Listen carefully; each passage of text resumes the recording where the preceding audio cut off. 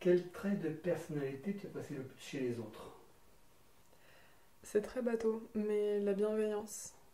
Euh, je n'en peux plus des personnes qui n'ont pas des intentions bienveillantes.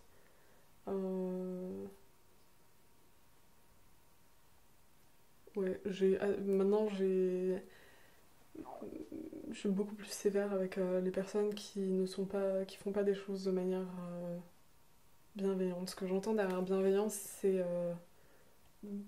de faire du bien autour de soi, réellement. De pas juste pas, ne pas seulement ne pas faire de mal. C'est avoir l'intention de faire du bien. Ouais mais ça va, ça fait de mal à personne, j'en peux plus. Donc je trouve ça contre-productif et c'est pas comme ça qu'on fait une jolie société. Donc ça maintenant,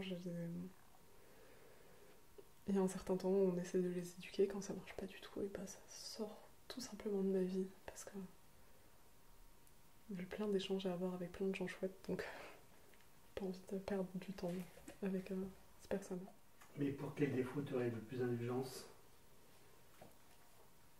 La gourmandise. euh,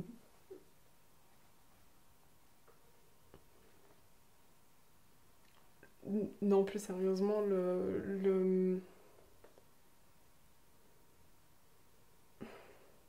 en fait, il n'y en a pas un en particulier, ça dépend toujours de l'intention derrière. Parce qu'on met n'importe quoi derrière des défauts.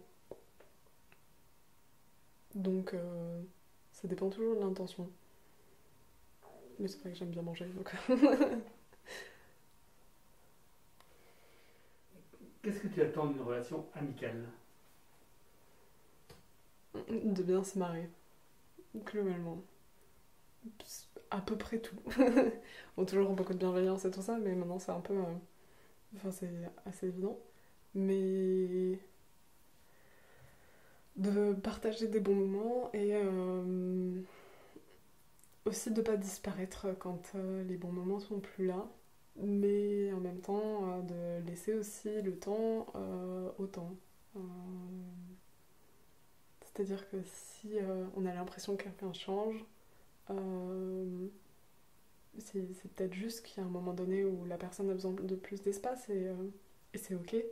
Donc on laisse plus d'espace. De temps en temps, on rappelle coucou si t'as besoin, je suis là. Si t'as envie, surtout, même au-delà de si t'as besoin, c'est si t'as envie, je suis là.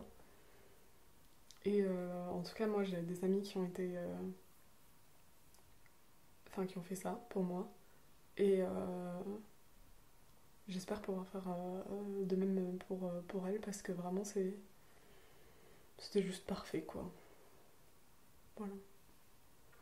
Ces amis, justement, si tu devais les décrire, quels seraient leurs points communs?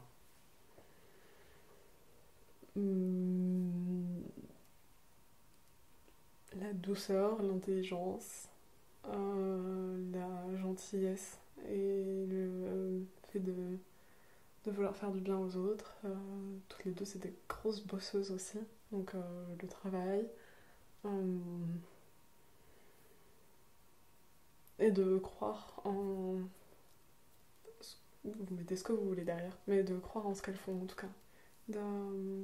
Et d'avoir le souci de faire bien les choses.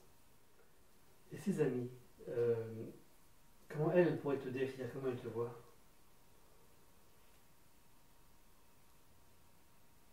Ça, c'est une très bonne question.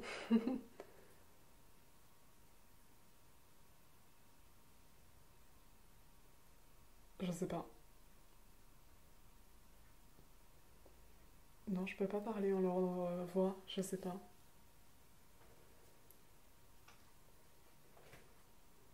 Parce que je dirais que des choses où j'espère qu'elles me voient comme ça, mais c'est pas. Enfin, c'est probablement pas le reflet de la vérité, donc Comment tu décrirais ta façon de communiquer avec tes proches?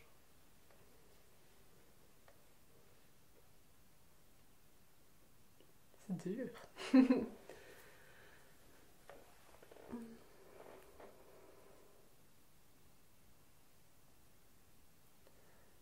J'essaye autant que possible de rester dans la communication bienveillante. Euh, Il y a,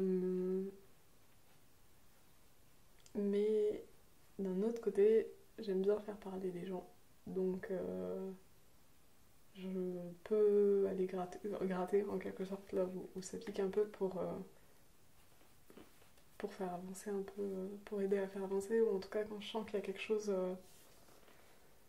Je sais facilement quand il y a quelque chose qui n'est pas dit, je sais quand c'est des mensonges ou en tout cas de la vérité enrobée, des choses comme ça, c'est pas trop compliqué de comprendre pour moi.